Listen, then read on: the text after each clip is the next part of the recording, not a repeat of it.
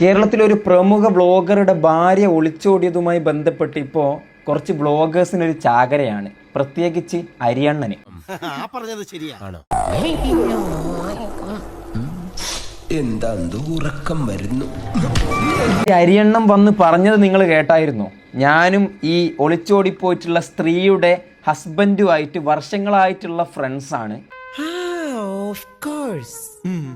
ഞാൻ ഓർക്കുന്നു, വല്ലാതെ ഓർക്കുന്നു. ഞാൻ ഈ കല്യാണം അറ്റൻഡ് ചെയ്തൊരു വ്യക്തിയാണ്. 2020 ലാസ്റ്റ് 21 മുതലൊക്കെ അത്യാവശ്യം നല്ല രീതിയിലുള്ള ഒരു ഫ്രണ്ട്ഷിപ്പ് ഞാൻ അഖിലനാദ്രിയായിട്ട് കീപ്പ് ചെയ്യുന്നുണ്ട്. സോഷ്യൽ മീഡിയയിൽ അത്ര ലൗഡ് ആൻഡ് വിസിബിൾ ഒന്നും അല്ല അത്. ബട്ട് റിയൽ ലൈഫിൽ അവൻ എന്തെങ്കിലും ഒന്നുള്ളപ്പോഴോ ഞാൻ എന്തെങ്കിലുമൊക്കെ ചോദിക്കാനൊക്കെ അങ്ങോട്ടും ഇങ്ങോട്ടും നല്ല ബന്ധത്തിൽ വിളിച്ച് സംസാരിക്കുന്ന 2 വ്യക്തികളാണ് നിങ്ങൾ.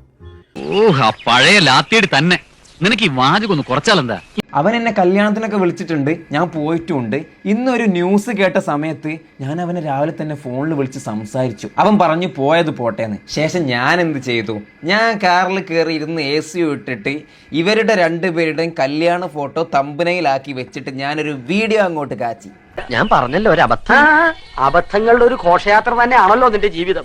ഇതുപോലെ ഒരു ഫ്രണ്ടിനെ നിങ്ങൾ 100 വർഷം പുണ്യം ചെയ്താലും കിട്ടുമോ? അവൻ അതും ഒരു അലങ്കാരമല്ലേ? എന്തിനാണ് പോയി വഴി കൂടെ പോണ വയ്യാവലിയായിരുന്നു വാങ്ങണത്? അയ്യോ, അതിപ്പോ പുതിയതൊന്നും അല്ലല്ലോ, ഇവന്റെ സ്ഥിരം പരിപാടിയല്ലേ. ഫ്രണ്ടും ബാക്കും ഒക്കെ കാറിന്റെ പുറത്ത്, കാറിന്റെ ഉള്ളിൽ കയറിയാൽ എനിക്ക് എല്ലാവരും കണക്കാം. ഞാനിപ്പോൾ ഈ വീഡിയോ എടുക്കുന്നതിന് മുമ്പും അഖിലിനെ വിളിച്ച് സംസാരിച്ചൊരു വ്യക്തിയാണ്. ഞാൻ നിന്നെ മനഃപൂർവ്വം ചതിക്കുന്നു എനിക്ക് തോന്നുന്നുണ്ട്. അങ്ങനെ പറഞ്ഞ അപ്പോൾ കല്യാണം ആയപ്പോഴും വിളിച്ചിട്ടുണ്ടായിരുന്നു, ഞാൻ പോയിട്ടുണ്ടായിരുന്നു, അറ്റൻഡ് ചെയ്തിട്ടുണ്ടായിരുന്നു. ഞാനും കേട്ട സമയത്ത് ഭയങ്കര ഷോക്കിംഗ് ആയിരുന്നു, എനിക്ക് ഭയങ്കര ഷോക്കിംഗ് ആയിരുന്നു. എന്തിന് ഇതെപ്പം ഒന്ന് അപ്ലോഡ് ചെയ്യാൻ പറ്റും എൻ്റെ ഭഗവാനെ എന്നുള്ള ഒരു ടെൻഷനിലല്ലേ നിനക്ക് ഷോക്കിംഗ് വന്നത്?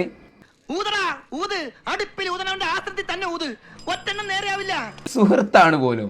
സുഹൃത്ത് ഇവിടെ വന്നിട്ട് കൊണക്കുന്നതാ. കാറിൽ കയറി ഇരുന്നിട്ട് സ്വന്തം സുഹൃത്തിന് ഒരു പ്രശ്നം വന്ന സമയത്ത് അവനെ വെച്ചിട്ട് അരി വാങ്ങുക. നീ എന്തിനാടാ ഇങ്ങനെയൊക്കെ ചെയ്യുന്നത്? ഒരു സുഖം, നമുക്ക് ആരെയും കളിപ്പിക്കാൻ വേണ്ടല്ല.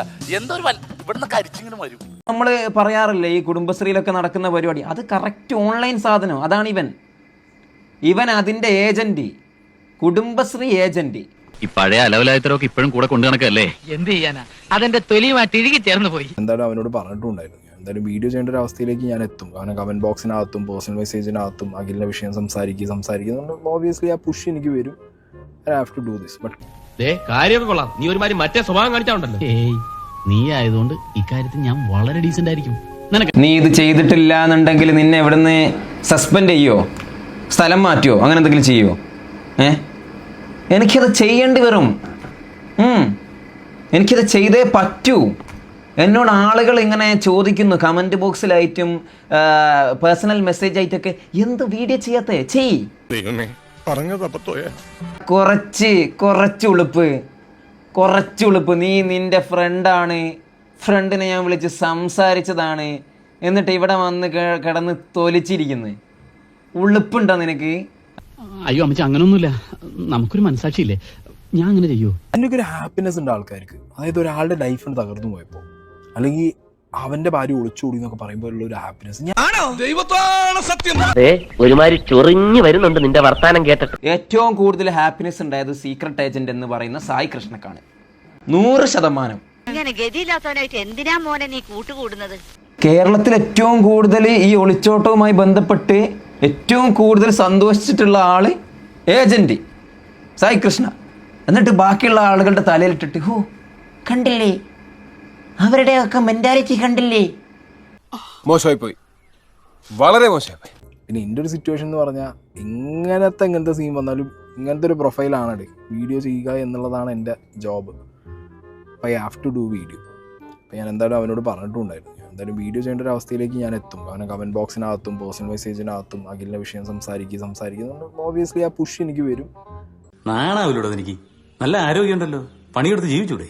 ഒരാളെ വിളിച്ചിട്ട് അയാളുടെ ഭാര്യ ഒളിച്ചോടിയിട്ട് അയാളെ വിളിച്ചിട്ട്, എടാ സാരല്ലടാ, പോട്ടടാ, കുഴപ്പമില്ലടാ, വൈകുന്നേരം ആകുമ്പോൾ ഞാനൊരു വീഡിയോ ഇട്ടോ, അതൊന്ന് കാണണേ.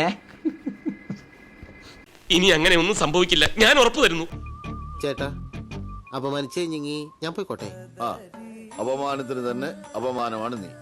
എന്നാ ഞങ്ങൾ അങ്ങ് ഇറങ്ങട്ടെ. ആയിക്കോട്ടെ, സന്തോഷായി.